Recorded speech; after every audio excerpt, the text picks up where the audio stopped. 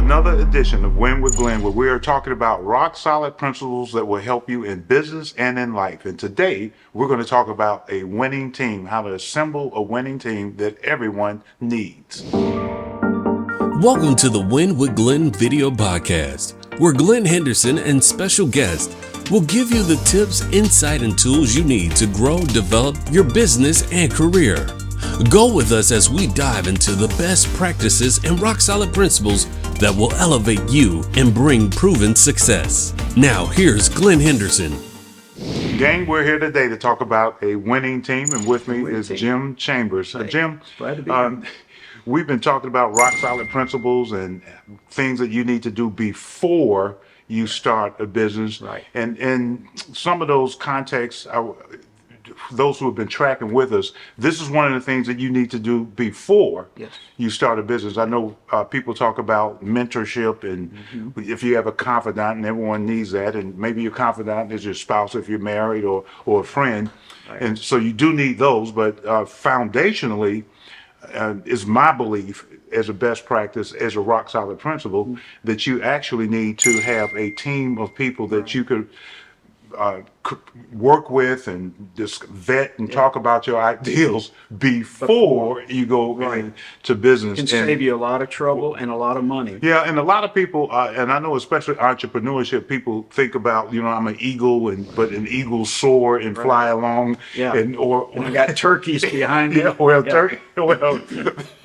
Turkey, but that's a different conversation.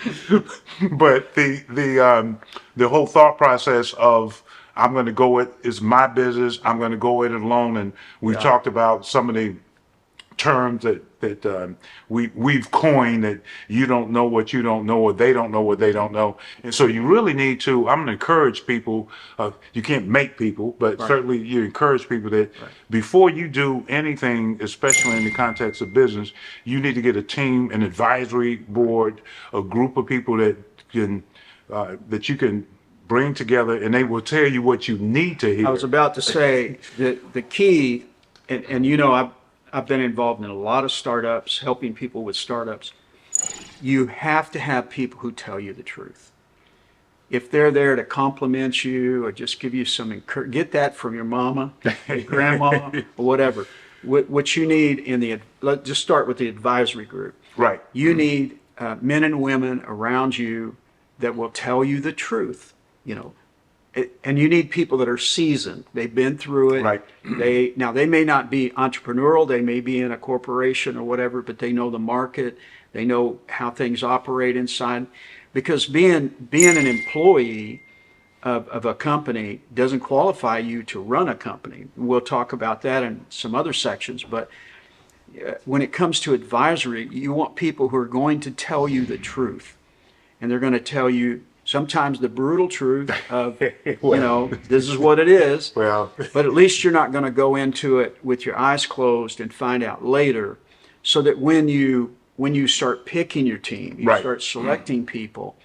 And one thing I'd like for you to go back to, we talked about core values early on. When you're hiring, you have to be extremely careful not to hire just looking at people from the standpoint of their knowledge or skills. You have to look at them from their core values. Right. Well, everything starts with values, and we need to make sure that as we talk about these concepts, that really the beginning of all things are values. So if you have, even when I'm doing business with customers, if you have values that are not aligned, you're just not going to be able to be successful. But you said a couple of things, and in this segment, I do want to, and we will get into what does that composition look like specifically. But prior to that, you did say something that I think our audience needs to hear, and that is, so we said you have to have people, so it's an advisory board, and they're going to tell you what you need to hear, because you think about athletes, you think about entertainers, and so many people that fail, and that's because they have everybody knows this, but they don't know it intuitively. You always have yes people around you. Now, you also say something, you said, and sometimes they have to tell you the brutal truth. No, just tell me the truth. It might be brutal, but it will be brutal. Somebody say, can I tell you the brutal truth? No, you don't have to be brutal, but people that do need to tell you what you need to hear. versus what you want to hear, or otherwise the team is you're setting yourself up for failure. That's right. You're setting your team up for failure, and you're setting up your clients, your customers for failure, because you like I said in one of the other sections, one of the keys to success in business, particular life in general, but in business, is to get comfortable with your own ignorance. I don't know. These people know. Right. Now, I've been in conversations when we were starting the Institute early on.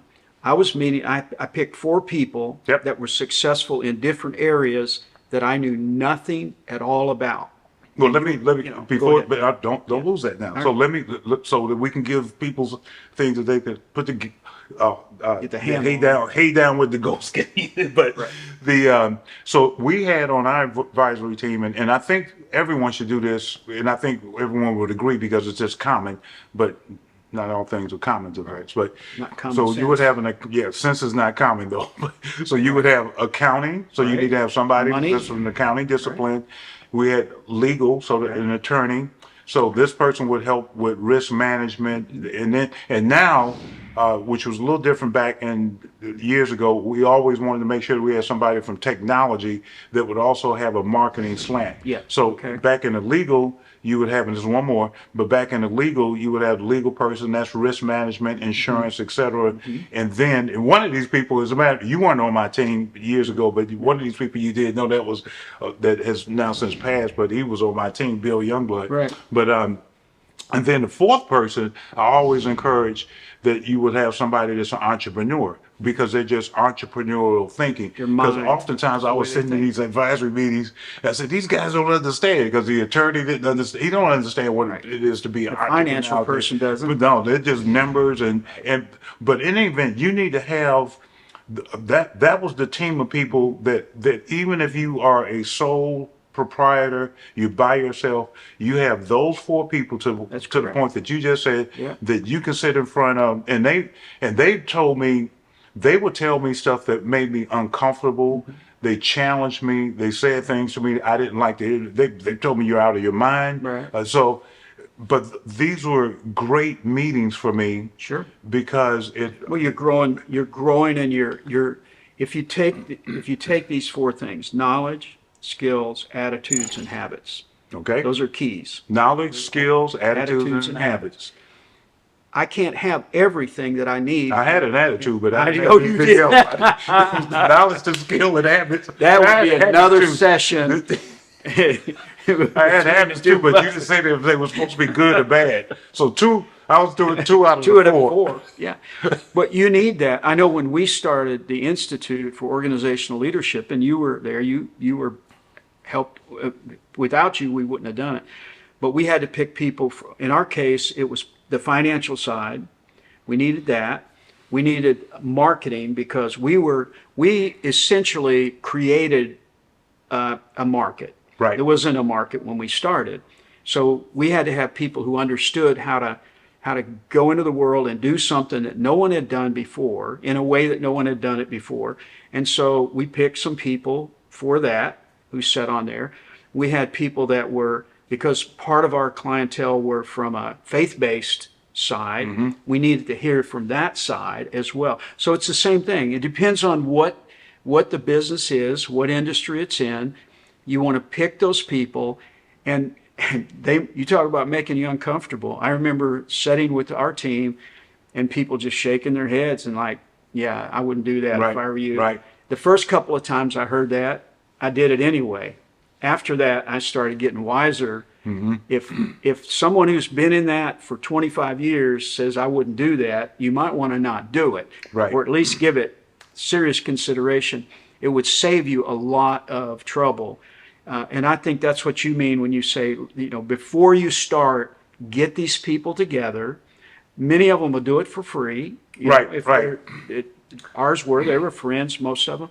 And so get that and be willing to open yourself up to what you do not know. Well, what I did, and I think that this would help everyone, I use them very much similar to as a pitch. Yeah. So you would make your pitch Here's what I'm Here's doing. what I'm thinking and about then doing. And you let them respond back to you on each of the areas. Now, no, I would encourage people when you pick that, when you assemble that team, and this once again is before you start a business, because what they're going to do is help you think through things that you had no idea. Pitfalls, once again, barriers, I don't know what I don't know. So they're going to tell you, well, have you thought about this? Right. Some of it. It's the old concept: you eat the meat, you spit out the bones, or you throw spaghetti at the wall and see what sticks. So, Right. so they're going to say things that really makes no sense because simply they don't make sense. No. But then they're going to say some things that don't make sense because you didn't know it, Yeah. and so you get to process this. They're going to ask you questions about Or things. should, yep. Yeah.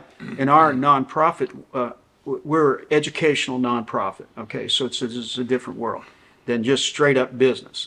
So we would get asked questions about taxes, about Yep. all of these financial things, transferring money from country to country. Legally. Illegally. When we, Did you? I see it even slip. You said illegally. no. I said I did just transferring it. I had How to launder money. Yeah, Okay, how to launder money legally. I had no idea. We started international clients, and they got to pay you in a different currency. Right. You got to get that back to the States.